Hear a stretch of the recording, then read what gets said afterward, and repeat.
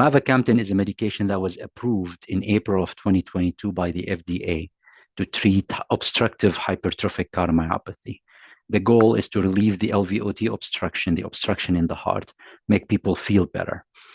This article is focusing on studying the effect of the medication on the heart after 1 year of using this medication.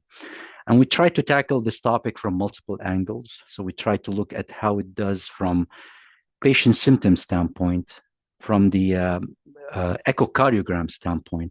And we looked at something interesting, which is how the performance is on the artificial intelligence applied to an EKG in these patients who are on this medication. And the results were encouraging. This content is copyrighted by Mayo Foundation for Medical Education and Research.